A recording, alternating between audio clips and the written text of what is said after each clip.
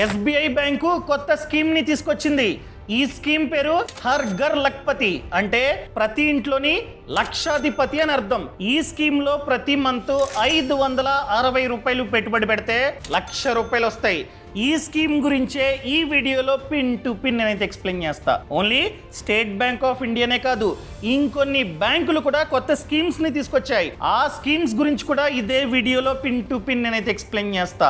మీరు కనుక మీ డబ్బుని పెట్టుబడి పెడదాం అనుకుంటున్నట్లయితే, మంచి వడ్డీ రావాలి, ఎక్కువ వడ్డీ రావాలి, సేఫ్గా ఉండాలి డబ్బు అనుకుంటున్నట్లయితే ఈ వీడియోని లాస్ట్ వరకు చూడండి. అంతేకాకుండా ఇంతవరకు ఈ ఛానల్ని సబ్స్క్రైబ్ చేసుకోకపోతే ఇప్పుడే సబ్స్క్రైబ్ చేసుకోండి. నేను మీ కౌశిక్ మరిడి.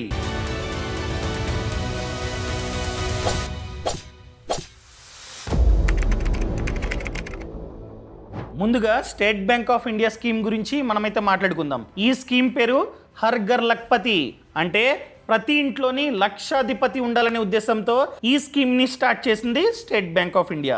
ఈ స్కీమ్ లో మీరు కనుక డబ్బుని ఇన్వెస్ట్మెంట్ చేద్దాం అనుకున్నట్లయితే near by state bank of ఇండియాకి వెళ్ళి ఈ ఖాతాని ఓపెన్ చేసుకోవచ్చు. ఇక్కడ వడ్డీ చూసుకున్నట్లయితే 8.05% వరకు ఉంది. Depends upon person.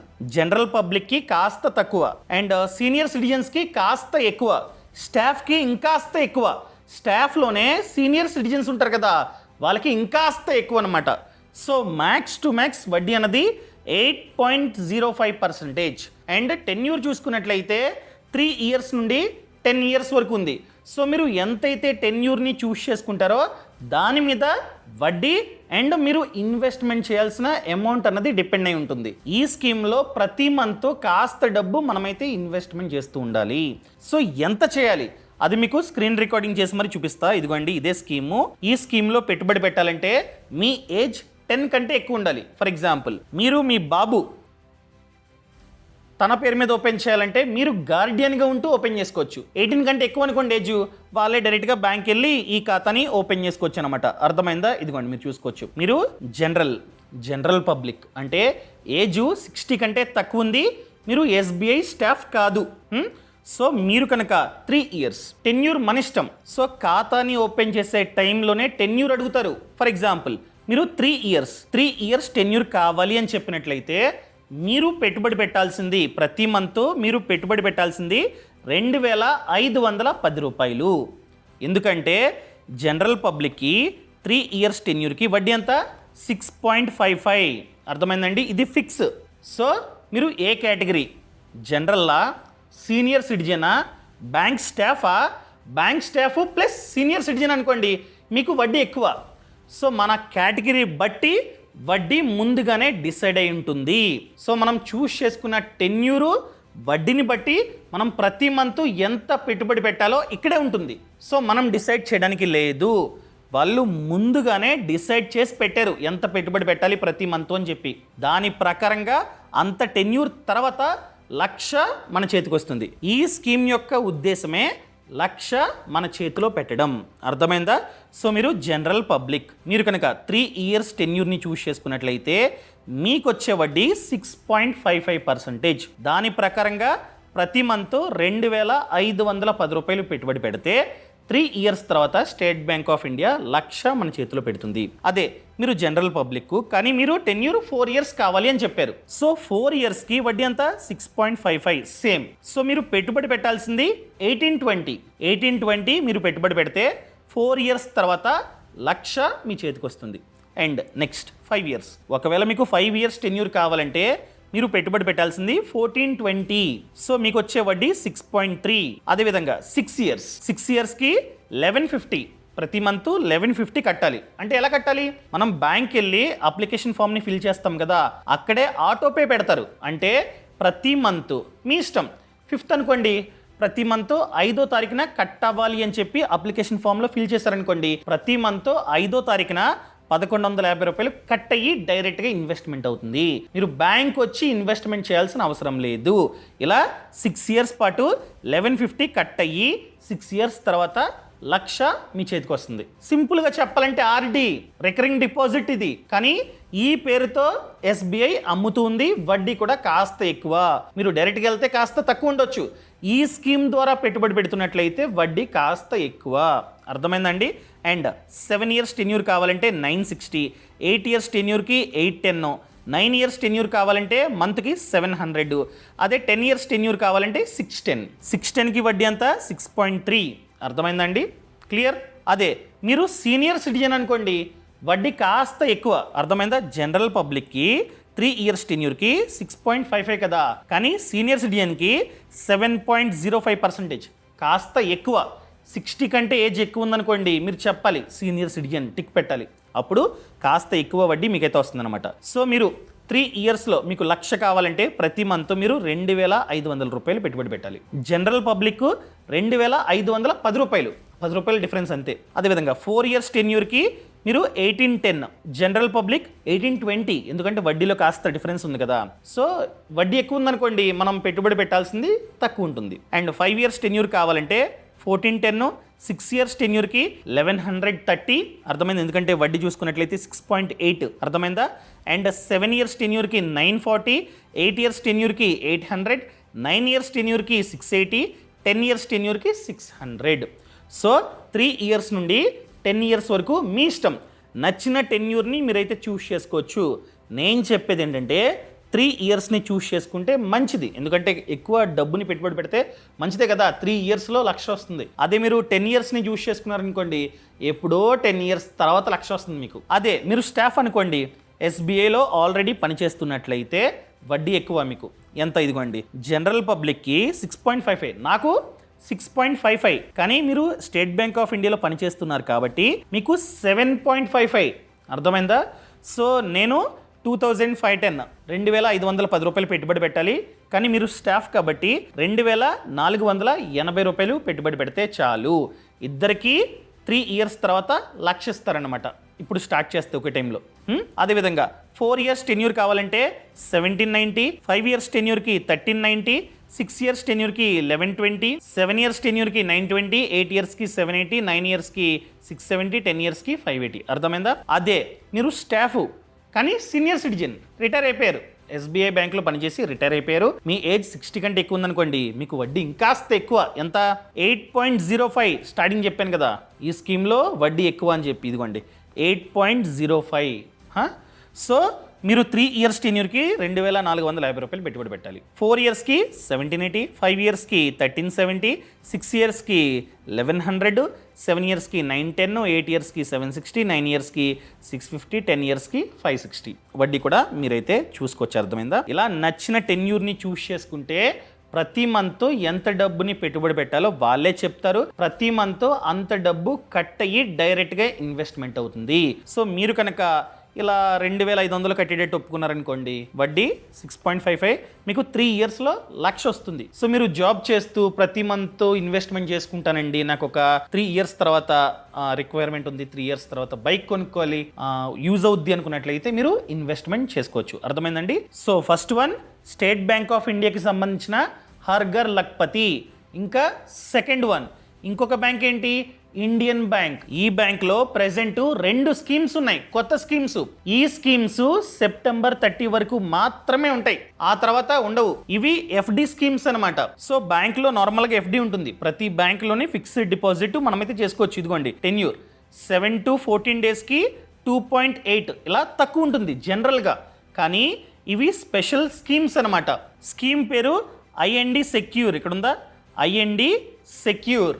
సో ఈ ఎఫ్డి టెన్యూర్ వచ్చేసి 444 డేస్ అనమాట, 444 రోజులు టెన్యూరు. ఇప్పుడు కనుక మీ డబ్బుని పెట్టుబడి పెడితే 444 రోజుల తర్వాత అసలు ప్లస్ వడ్డీ మనకిస్తారనమాట. వడ్డీ ఎంత? మనకి పబ్లిక్కి 6.7% ఈ టెన్యూర్కి, సీనియర్ సిటిజన్స్కి 7.2, సూపర్ సీనియర్ సిటిజన్స్కి 7.45. ఈ స్కీమ్లో ఇన్వెస్ట్మెంట్ చేసుకోవడానికి లాస్ట్ డేటు 30 సెప్టెంబర్. ఇక్కడే ఉంది చూడండి. అర్థమైందా? జనరల్గా అయితే వడ్డీ ఎంత ఉండదు, తక్కువ ఉంటుంది, 4%, 5, 6 ఇలా ఉంటుంది. కానీ ఈ స్కీమ్లో మీరు కనుక మీ నాన్నగారు లేకపోతే అమ్మమ్మ, నానమ్మ ఎవరి ఏజ్ అయితే 60 కంటే ఎక్కువ ఉందో వాళ్ళ పేరు మీద ఓపెన్ చేశారనుకోండి, 7.2% వడ్డీ మీకైతే వస్తుందన్నమాట. సో కొన్ని రోజులకి మాత్రమే ఈ స్కీమ్. ఇంకొకటి ఐఎన్డి గ్రీన్. ఇక్కడ టెన్యూర్ చూసుకున్నట్లయితే ఎంత అండి? ఇదిగోండి ఇక్కడ ఉంది 555. మినిమం పెట్టుబడి 1000. అర్థమైందా? సో దీనికి కూడా సెప్టెంబర్ 30 లాస్ట్ అనమాట. క్లియర్? ఇక్కడ వడ్డీ చూసుకున్నట్లయితే మనకి 6.6 అండ్ సీనియర్ సిటిజన్స్కి 7.1 అండ్ సూపర్ సీనియర్ సిటిజన్స్ అంటే ఎవరి ఏజ్ అయితే 80 కంటే ఎక్కువ ఉందో వాళ్ళకి 7.35. నేను చెప్పేది ఏంటంటే దీంట్లో ఇన్వెస్ట్మెంట్ చేసుకుంటే మంచిది. అర్థమైందా? మన ఇంట్లో 80 కంటే ఎక్కువ ఏజ్ ఉన్న వాళ్ళు ఉంటే 7.45%కి ఇన్వెస్ట్మెంట్ చేసుకోవచ్చు. ఇది ఇండియన్ బ్యాంక్కి సంబంధించిన స్కీమ్స్ అనమాట. ఇది ఎఫ్డి. ఈ వీడియో లాస్ట్లో ఎక్కువ వడ్డీ రావాలంటే ఏం చేయాలో కూడా చెప్తా. అర్థమైందండి? ఇంకా తర్వాత బ్యాంక్ చూసుకున్నట్లయితే ఐడిబిఐ బ్యాంక్. ఈ బ్యాంకులో కూడా ఎఫ్డి మీద కొత్త స్కీమ్ ఉంది. అంటే నార్మల్ ఎఫ్డి అన్ని బ్యాంకుల్లోనే ఉంటాయి. కొన్ని బ్యాంకులు ఏంటంటే ఎక్కువ వడ్డీ ఆఫర్ చేస్తూ కొన్ని స్పెషల్ ఎఫ్డీస్ని ఆఫర్ చేస్తూ ఉన్నాయి. ఫర్ ఎగ్జాంపుల్ ఇవన్నీ నార్మల్ ఎఫ్డీస్. వడ్డీ చూసుకున్నట్లయితే 5, 6 ఇలా ఉన్నాయి. కానీ వీటిల్లోనే స్పెషల్ ఎఫ్డి ఉంది. ఇదిగోండి ఉత్సవ్ ఎఫ్డి. ఐడిబిఐ బ్యాంక్లో ఉత్సవ్ ఎఫ్డి అని చెప్పి స్పెషల్ ఎఫ్డి ఉంది. ఇక్కడ టెన్యూర్ చూసుకున్నట్లయితే 444 days, 555, 700. సో దీనికి ఇన్వెస్ట్మెంట్ చేసుకోవడానికి లాస్ట్ డేటు 31st March 2026. 444 daysకి చూసుకున్నట్లయితే మనకి 6.6, సీనియర్ సిటిజన్స్కి 7.1, 555 daysకి 6.65, సీనియర్ సిటిజన్స్కి 7.15, 700 daysకి మనకి 6.5, సీనియర్ సిటిజన్స్కి 7. అర్థమైందా? ఇలా మనం కావాలంటే ఎస్బీఐకి సంబంధించిన హర్ఘర్ లఖ్పతి స్కీమ్లో పెట్టుబడి పెట్టుకోవచ్చు. అది ఆర్డి. ఎఫ్డి చేసుకుందాం అనుకున్నట్లయితే ఈ బ్యాంకుల్లో స్పెషల్ ఎఫ్డీస్ ఉన్నాయి. సో ఇలా ఇన్వెస్ట్మెంట్తో పాటు ఇంకొక పని ఖచ్చితంగా చేయాలి. ఫినాన్షియల్ ప్లానింగ్లో ఇన్వెస్ట్మెంట్ ఎంత ఇంపార్టెంటో ఇన్సూరెన్స్ కూడా అంతే ఇంపార్టెంట్. ఏం insurance? Health insurance and term insurance. For example term insurance ఎందుకు ఇంపార్టెంట్? ప్రతి ఒక్కరు ఎందుకు తీసుకోవాలి? చిన్న ఎగ్జాంపుల్ చెప్తా. కుటుంబ పెద్ద మంచిగా సంపాదిస్తూ ఉన్నాడు. అతని ఇన్కమ్ మీదే వాళ్ళ పిల్లలు, వాళ్ళ పేరెంట్స్, వైఫ్ అందరూ డిపెండ్ అయి ఉన్నారండి. పొరపాటున ఫ్యూచర్లో రిస్క్ అయితే ఆ కుటుంబ సిచ్యువేషన్ ఏంటి? పిల్లలు సేమ్ స్కూల్కి వెళ్ళగలరా? పేరెంట్స్ సేమ్ హాస్పిటల్కి వెళ్ళగలరా? వైఫ్ కూడా జాబ్ చేయాల్సిన సిచ్యువేషన్ రావచ్చు అతను లేకపోతే. అదే అతను కనుక మంచిగా కోటి కవరేజ్ గల మంచి టర్మ్ ప్లాన్ తీసుకున్నాడు మంచి కంపెనీ వద్ద, అప్పుడేమవుతుంది? అతను లేకపోతే ఆ కుటుంబానికి బీమా సంస్థ కోటి ఇస్తుంది. సో ఆ డబ్బుతో ఆర్థికంగా కాస్త స్ట్రాంగ్గా ఉంటారు. అప్పటి వరకు అప్పులు ఉన్నాయి. అప్పుడేంటి? చనిపోతే ఎవరు తీరుస్తారండి? అదే మనం కనుక ప్లాన్ చేసుకుని కోటి కవరేజ్ గల టర్మ్ ప్లాన్ తీసుకున్నాం అనుకోండి, బీమా సంస్థ కోటి ఇస్తుంది. ఆ కోటితో అప్పులు తీర్చుకొని వాళ్ళైతే ఆర్థికంగా కాస్త స్ట్రాంగ్గా ఉంటారు. అందుకనే ఎంత వీలైతే అంత త్వరగా తీసుకోండి. ఇది సరైన సమయం. ఎందుకు? Present GST 0. ఇన్ని రోజులు టర్మ్ ఇన్సూరెన్స్ మీద జిఎస్టీ 18% ఉండేది, కానీ ప్రెసెంట్ 0. అండ్ దానితో పాటు కొన్ని టర్మ్ ఇన్సూరెన్స్ కంపెనీలు అనగా కొన్ని లైఫ్ ఇన్సూరెన్స్ కంపెనీలు ప్రీమియంని పెంచాలని చూస్తూ ఉన్నాయి. పెంచే ముందే తీసుకోండి. ఎందుకంటే టర్మ్ ఇన్సూరెన్స్ తీసుకునే టైంలో వాళ్ళు ఎంతైతే ప్రీమియం చెప్తారో అదే లాక్. ఆ టర్మ్ అంతా అనగా లైఫ్ లాంగ్ అదే ప్రీమియం మనమైతే కట్టాలి. ఒకవేళ పెంచిన తర్వాత తీసుకున్నారనుకోండి, పెరిగిన ప్రీమియంనే ఆ టర్మ్ అంతా మీరు కట్టాల్సి ఉంటుంది. సో తీసుకోవడానికి ఇదే సరైన సమయం. మీరు అడగొచ్చు, ప్రెసెంట్ మార్కెట్లో చాలా కంపెనీస్ ఉన్నాయి కదా, వాటిల్లో మంచి కంపెనీ చెప్పండి. సో చెప్తా. సో దేని ఆధారంగా చెప్తున్నానంటే claim settlement ratio, solvency ratio, మార్కెట్లో ఉన్న క్రెడిబిలిటీ అంతా కంపేర్ చేసి ఒక మంచి ప్లాన్ని చెప్తున్నా. అంటే ఇదే కంపెనీ మంచిది, మిగతావి మంచివి కాదని కాదు, అన్నీ మంచివే, అన్నీ మంచి ప్లాన్సే. వాటిల్లో ఇది వన్ ఆఫ్ ది బెస్ట్ అయిన కంపెనీ. ఈ కంపెనీ పేరు యాక్సిస్ మ్యాక్స్ లైఫ్ ఇన్సూరెన్స్. అర్థమైందండి? మీరు కావాలంటే స్క్రీన్ మీద చూడొచ్చు. ఇది ఎందుకు వన్ ఆఫ్ ది బెస్ట్ అనే కంపెనీ అని చెప్తున్నానంటే వీళ్ళ క్లెయిమ్ సెటిల్మెంట్ రేషియో చూసుకున్నట్లయితే 99.7. ఎప్పుడైనా 95% కంటే ఎక్కువ ఉండాలి. 98 to 99 ఈ విధంగా ఉండాలి. దీనికి చూసుకున్నట్లయితే 99.7% ఉంది. అదేవిధంగా సాల్వెన్సీ రేషియో 150% కంటే ఎక్కువ ఉండాలి. కానీ దీనికి చూసుకున్నట్లయితే 201%. అండ్ ఆల్రెడీ 1 కోటి మంది టర్మ్ ప్లాన్ తీసుకున్నారు ఈ కంపెనీ వద్ద.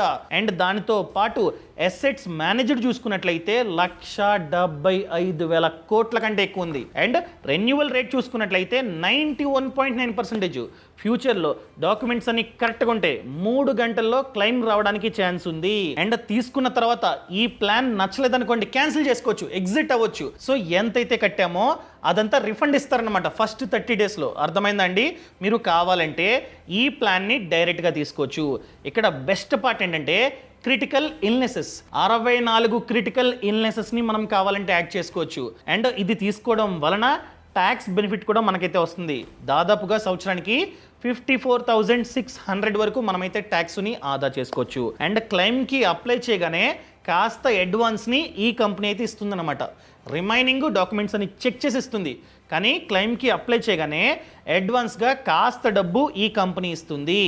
సో కోటి కవరేజ్ గల ప్లాన్ చూసుకున్నట్లయితే 578 రూపీస్ నుంచి స్టార్ట్ అవుతుంది. అది కూడా depends upon age and habits. First year premium మీద 15% వరకు డిస్కౌంట్ మీకైతే వస్తుంది. ఒకవేళ టర్మ్ ప్లాన్ తీసుకుందాం అనుకుంటున్నట్లయితే ఇదే సరైన సమయం. ఈ కంపెనీ కూడా అతి త్వరలో ప్రీమియంని పెంచడానికి ఛాన్సెస్ చాలా ఎక్కువగా ఉన్నాయి. సో ఎంత వీలైతే అంత త్వరగా తీసుకోండి. తీసుకుందాం అనుకున్నట్లయితే దీని లింక్ కింద డిస్క్రిప్షన్లోని పక్కన కామెంట్స్లోని ఇచ్చా. క్లిక్ చేసి ఇలా వస్తుందన్నమాట. క్లిక్ చేస్తే ఇక్కడ మీ పేరు అంతా సమాచారం అంతా కరెక్ట్గా ఇచ్చి ఇక్కడ క్యాలిక్యులేట్ క్లిక్ చేసి డైరెక్ట్గా కావాలంటే తీసుకోవచ్చు. లింక్ కింద డిస్క్రిప్షన్లోని పక్కన కామెంట్స్లోని నేనైతే ప్రొవైడ్ చేశా. అండ్ దానితో పాటు ఇంకొక మెయిన్ థింగ్, హెల్త్ ఇన్సూరెన్స్. దాన్ని కూడా ఎంత వీలైతే అంత త్వరగా తీసుకోండి. ఎందుకు తీసుకోవాలి? ఇప్పుడు మంచిగా సంపాదిస్తున్నాం, అంతా బాగానే ఉందండి. పొరపాటున చిన్న యాక్సిడెంట్ అయిందనుకోండి, హాస్పిటల్లో పెడతారు. హాస్పిటల్లో పెడితే తక్కువ ఖర్చు అవుతుందా? 5 లక్షలు 4 లక్షలు ఇలా ఖర్చు అవుతుంది. మన పేరు మీద హెల్త్ ఇన్సూరెన్స్ ప్లాన్ లేదనుకోండి, హాస్పిటల్లో ఎంతైతే ఖర్చు అయిందో అదంతా మనమే భరించాలి. అదే మన పేరు మీద మంచి హెల్త్ ఇన్సూరెన్స్ ప్లాన్ ఉందనుకోండి, ఎంతైతే ఖర్చు అయిందో 24 hours కంటే ఎక్కువసేపు అడ్మిట్ అయ్యి హాస్పిటల్లో ఎంతైతే ఖర్చు అయిందో అదంతా బీమా సంస్థే భరిస్తుంది. సో ఎంత వీలైతే అంత త్వరగా తీసుకోండి. మీకు కావాలంటే హెల్త్ ఇన్సూరెన్స్ లింక్ కూడా కింద ప్రొవైడ్ చేస్తా. క్లిక్ చేస్తే చాలా ప్లాన్స్ మీకైతే కనిపిస్తాయి. సో అంతా కంపేర్ చేసుకుని ఫిల్టర్ చేసుకుని మంచి ప్లాన్ ని కావాలంటే తీసుకోవచ్చు. బయటతో కంపేర్ చేస్తే ఈ వెబ్సైట్లో 25% వరకు డిస్కౌంట్ కూడా ఉంది. 30-minute క్లెయిమ్ సపోర్ట్ కూడా మీకైతే వస్తుంది అనమాట. So end of the day నేను చెప్పేది ఏంటంటే, ఫినాన్షియల్ ప్లానింగ్లో ఇన్వెస్ట్మెంట్ ఎంత ఇంపార్టెంటో ఇన్సూరెన్స్లు కూడా అంతే important. Health insurance, term insurance 2 లింకులు కింద డిస్క్రిప్షన్లో పక్కన కామెంట్స్లో నేనైతే ప్రొవైడ్ చేశా. అంతా చెక్ చేసుకొని ఎంత వీలైతే అంత త్వరగా తీసుకోండి. ఈ సమాచారం మీకు నచ్చింది అనుకుంటున్నాను. నచ్చినట్లయితే కింద కామెంట్లో నచ్చింది అని చెప్పండి, నచ్చలేదని చెప్పండి. ఇంతవరకు ఈ ఛానల్ సబ్స్క్రైబ్ చేసుకోకపోతే సబ్స్క్రైబ్ చేసుకోండి. Thank you so much. Thanks for watching. జై Hind. Boss Wala. Be the boss.